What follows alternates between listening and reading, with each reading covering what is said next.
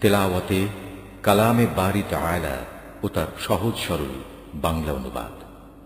সূরা আল ফাতিহা। أعوذ بالله من الشيطان الرجيم.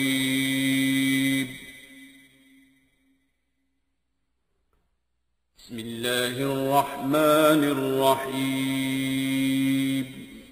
রহমান রহিম আল্লাহ তাআলার নামে। الحمد لله رب العالمين.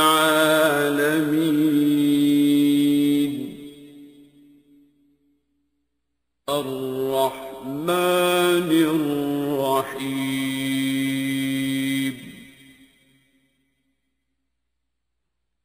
مالك يوم الدين.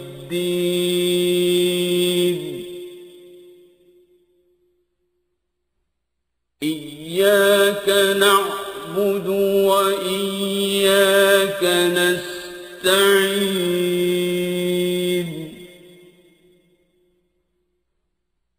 اهدنا الصراط المستقيم.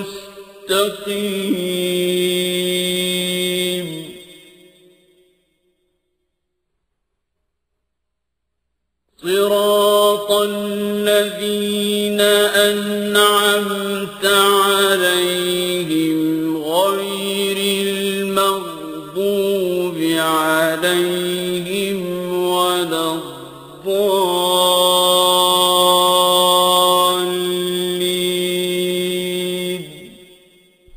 সমস্ত প্রশংসা আল্লাহ তাআলার জন্য।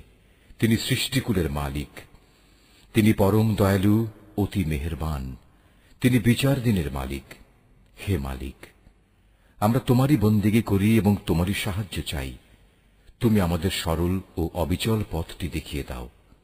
তাদের পথ যাদের উপর তুমি অনুগ্রহ করেছ, তাদের পথ নয় যাদের উপর অভিশাপ দেওয়া হয়েছে, এবং তাদের পথ নয় যারা পথভ্রষ্ট হয়ে গেছে।